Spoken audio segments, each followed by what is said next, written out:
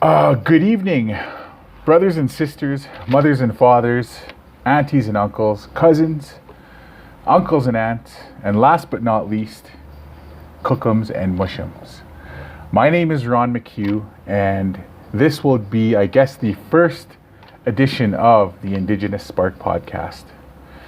Now, this podcast was created to help empower people to overcome personal barriers and to realize their potential. And the way that we're going to be doing this is we're going to be catching an Indigenous perspective and stories that can contribute to the motivational landscape of, out there in Canada, in North America, in the world. I know I've seen lots of motivational speakers, I've seen lots of motivational podcasts, and lots of different methods in which people seek motivation and high performance, and there is a big lack of Indigenous perspectives. So that's what the Indigenous Spark Podcast is here to do, is here to fill that vacuum. It's here to fill that vacuum, not primarily with myself. I will only be the messenger or the communicator or the facilitator of other people's stories.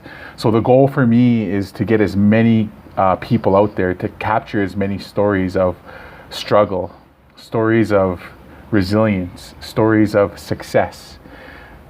None of us can ever experience success without first experiencing failure.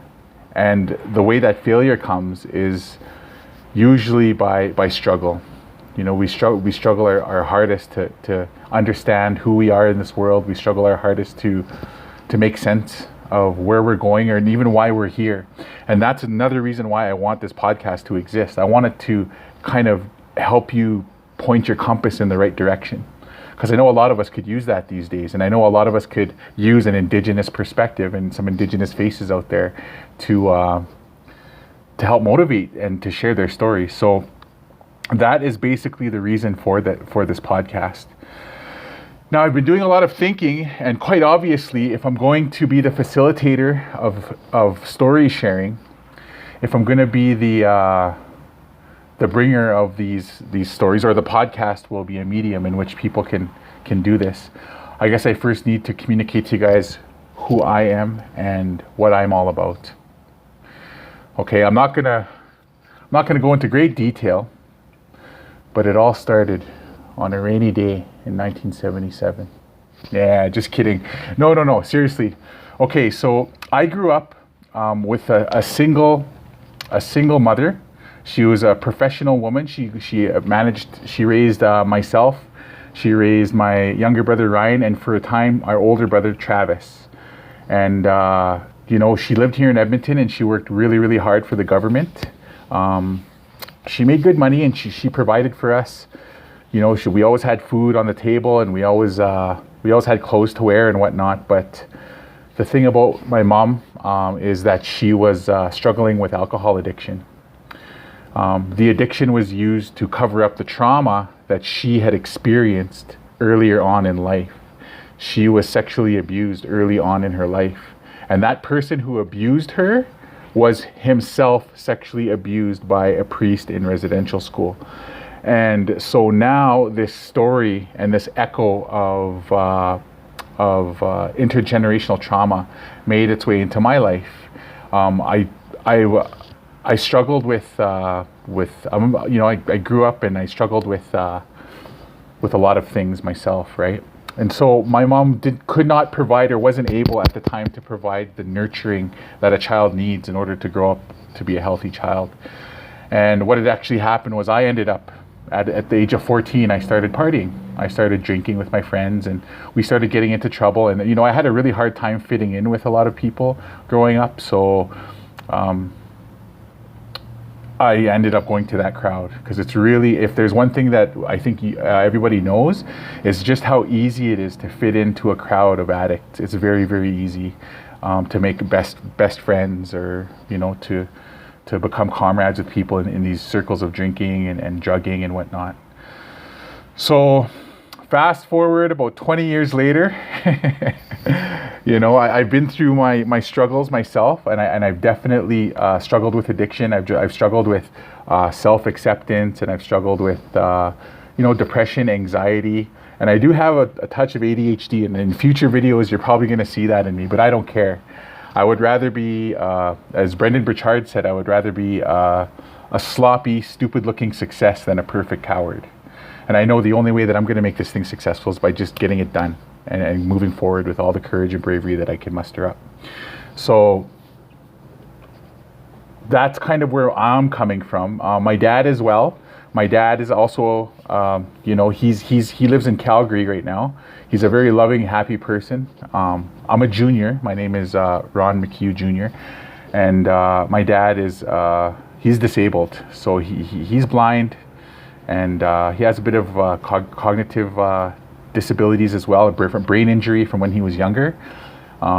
He also experienced a lot of trauma growing up in residential school. So both my parents have experienced that. And I know I'm not unique. My story is not unique at all.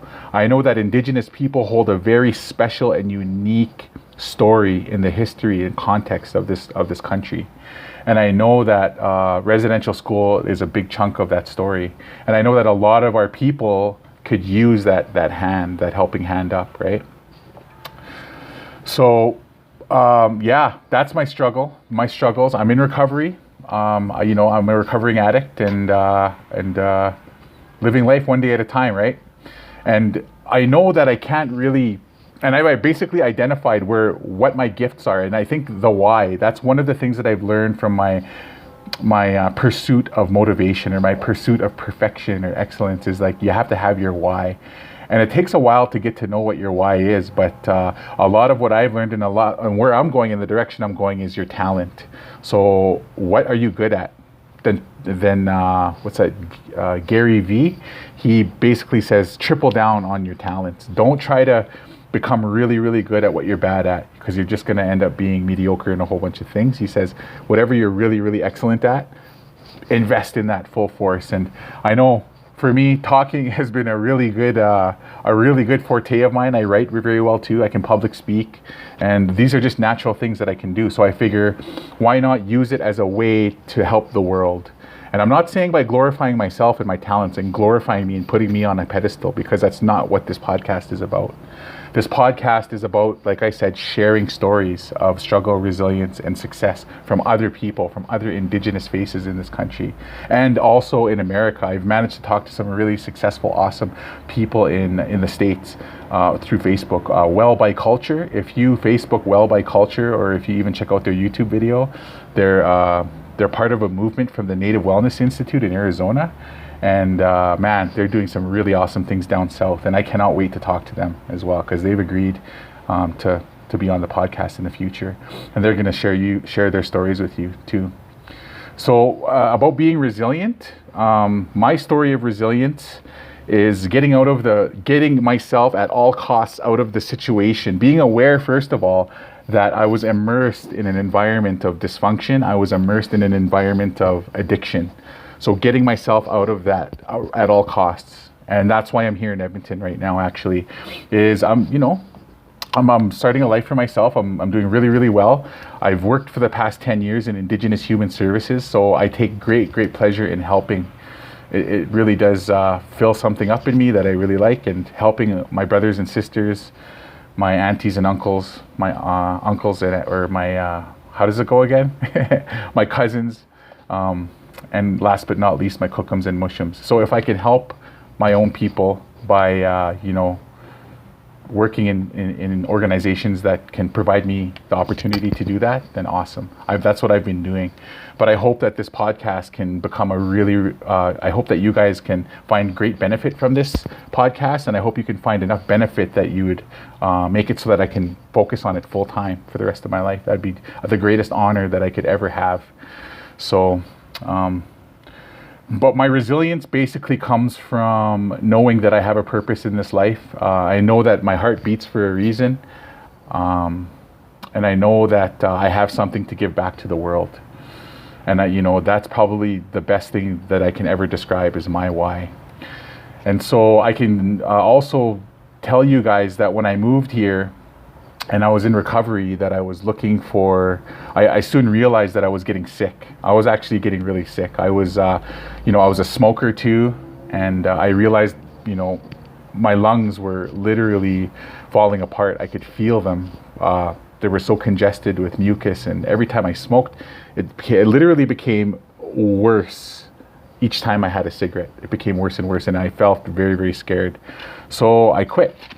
I quit smoking. I didn't do a cold turkey. I know some of you guys could do that kind of stuff, cold turkey, but not this guy, man. I quit on the patch, but eventually, as long as I wasn't ingesting smoke into my lungs anymore, that's all that really, really mattered. So when I went over to the doctor and I got some blood tests in the hopes of mapping out my wellness, I soon realized that I was not only had high blood pressure from smoking and eating crappy, I also had a fatty liver, probably from drinking as well. And this is the beginning stages of getting really, really sick, right? It scared the heck out of me. So the first thing I did was I started eating really, really well. I watched documentaries like Food Matters and Hungry for Change. Those are really, really good documentaries that open your eyes and give you the benefits of eating organic, whole, raw fruits and vegetables. I'm not a vegetarian by any means. I love my meat. I like elk meat. I love wild meat, and I enjoy my occasional steak. So, but all the same, I knew I had to change the way that I was eating, and I knew I had to change the way that I treated my body. So I also had extremely high blood pressure, high blood sugar. I was pre-diabetic as well. So there were all these conditions. I was literally stuck in a corner, and I had to change. So I did. I changed for the better, and for the past almost 2 years now, I've been working really, really hard at making myself a better person. I try my best to go to the gym. I went to CrossFit for a bit. Some money issues prevented me from doing that. Hopefully that if I make a little more money, it's not a cheap venture. CrossFit is pretty expensive for the average person. But you know what? I thought my logic was there's nothing is more precious than my health. Nothing is more precious than my health. Not even my rent is more precious than my health. And I think David Wolf had said that in the documentary Hungry for Change about how why do people prioritize their light or water or gas bill over their health, and they buy cheaper groceries. That logic is so deeply embedded in us, and also just in this society, right? There's a class system, and there's a way that we're kind of entrapped. We're not empowered to know this kind of stuff. But anyways, I go off on tangents. I apologize. So having that sickness, I worked my butt off, and I've actually just gotten some results back from some tests, and I have healthy blood sugar. I have extremely good blood pressure, and I have good blood cholesterol. The guy said I actually don't have enough good cholesterol, and I have to eat more nuts and seeds. So that's no problem. I enjoy eating those. So that is me in a nutshell. And then of course my success is helping people every day, being able to sleep 7 and 8 hours, working out at least an hour a day. Also walking to work every day. I live and work downtown in Edmonton, so I'm fortunate that my work is about 2 kilometers away. I make sure and I walk every single day. It's been proven that 10,000 steps a day. I believe it's I forget what place researched that statistic, but 10,000 steps a day is a really, really good place to start in terms of reducing your chances of heart disease, of diabetes, and cancer, and all that stuff. So, okay, so that's my struggle, and that's my resilience, I guess. I'm still trying my best to be resilient every single day. Life is not easy, and that is the truth. If life is easy, you're not living it the right way. Life is supposed to be hard. Life is supposed to be challenging. It's supposed to rouse your faculties. It's supposed to rouse your skills, and it's supposed to make you grow, because you do not grow without challenge. You do not grow without resilience. You do not grow without failure. So moving forward, these podcasts are definitely going to open your eyes into how people use different strategies in their lives, what struggles they've been through, what their strategies for resilience are, what things did they take around them that help them weather the storm, right? And obviously strategies for success as well, strategies that they use to succeed every day. And like I said, success is different for every person. One person's success is opening up a landscaping business because they're really, really, really good at what they dream about, and what they love to do is mowing lawns. That's fine. Another person's passion is making cupcakes and cakes and specialty baking items every day, and they can make a business out of that. That's fine. Another person's passion is accounting, and they can just buzz numbers in their head and they enjoy that. They become really, really rich because of it. They're successful. That's fine. Another person loves working out. They don't care how they do it, but as long as they're exercising, they're in their Zen place, right? That's fine. Everything is fine. Everybody's success is fine. Remember, comparison is the thief of joy.